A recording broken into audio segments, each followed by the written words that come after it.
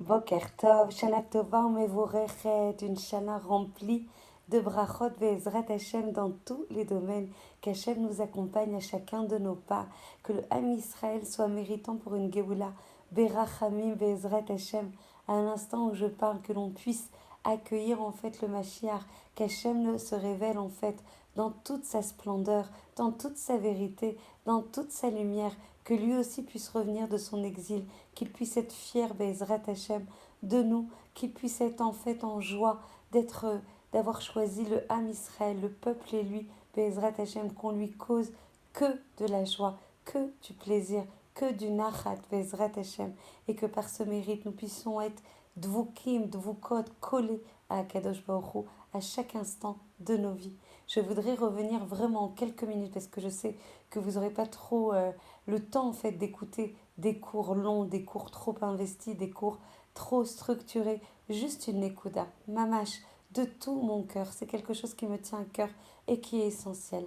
On a parlé en fait dans tous les cours de Rosh Hashanah qui sont mis à votre disposition sur le YouTube, sur la chaîne Tigva Akun. Vous pouvez les écouter en fait et les réécouter de façon à être bien conscient des outils, des moyens qui sont mis à notre disposition pour vivre un Rosh Hashanah élevé, pour vivre un Rosh Hashanah pur, pour vivre un Rosh Hashanah plein de conscience, pour vivre un Rosh Hashanah qui va déterminer l'entièreté de notre année, le tochen, le contenu de notre année, dans la Kedusha et dans la Tahara.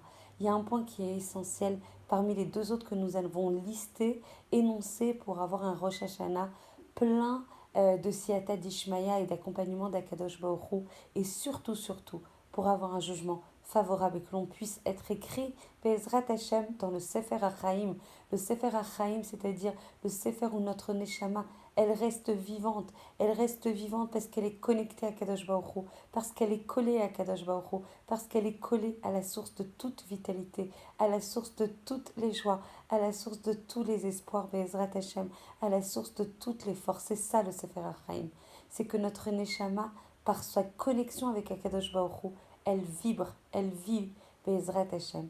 Il y a un point qui est essentiel. Il y a d'abord le fait d'arriver en tant que klal, ne pas arriver en tant que prat. C'est-à-dire qu'à Rosh Hashanah, on doit arriver comme un Ham Israël, tout entier. Kulechem nitzavim kulechem ayom. Même si nous, on va avoir un jugement individuel à Kadosh Baruch Hu, si on veut être méritant, il faut arriver comme un ensemble, parce que l'ensemble, il les accueille.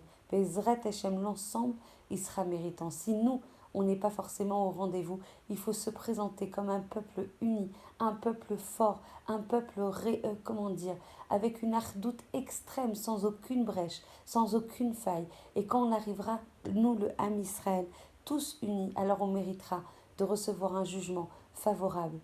J'ai étudié Baruch Hashem dans un cours et on disait comment on va arriver comme les membres d'un troupeau et on va passer un à un devant Akadosh Baruch Hu. Et on rappelle en fait à quel point celui qui est Zakai, qui mérite un jugement favorable, c'est celui qui arrive en premier. Hachem, il sera dans le Kisser Rachamim quand il nous recevra les uns après les autres au début en fait du jugement. Donc plus on se lèvera tôt, plus on sera mobilisé dans notre avodat Hashem à Rosh Hashanah, plus on montrera en fait que c'est Erpat Lanu, qu'on est conscient à quel point c'est important. Plus on fera tous les efforts pour arriver à la bête Knesset, pure, avec beaucoup de Hirat Shamaim, avec beaucoup de joie, avec beaucoup de Ahava. Et plus on passera tôt devant Akadosh Baruch Hu, donc ça c'est vraiment un point très important, c'est arriver tôt le matin à la bête Knesset. Alors je sais que pour nous les femmes, c'est pas forcément aisé, mais plus on arrivera tôt, plus on montrera à Hachem que c'est important, et plus Hachem sera encore sur son kissé rachamim, sur son kissé de bonté et de bienfaisance, et plus on recevra un jugement favorable.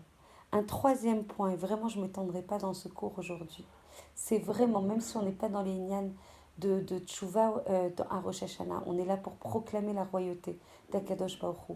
Il est très important d'effacer toute rancœur, d'effacer toute amertume, d'effacer tout jugement non favorable par rapport à une Bat Israël ou un Ben Israël. Donc en fait, même si on n'est pas encore dans les Inyanim de slicha, de mechila et de kapara.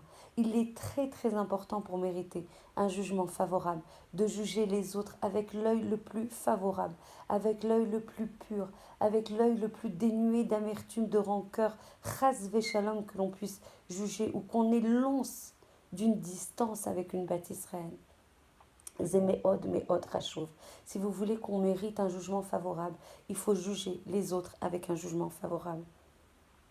Et pour avoir étudié, et je suis touchée plein cœur par rapport à ça, si vous voulez qu'on mérite le Mashiach, il faut avant de faire tout halakha, tout khumra, c'est très important, de faire tout hidur mitzvah, de vérifier que notre lèvre est naki, que notre lèvre en fait est pure, que notre lèvre est capable en fait d'être un clic qui boule, d'avoir un réceptacle vraiment propre pour recevoir en fait la bracha, la hashgacha, la proximité d'Akadosh Baruch Hu.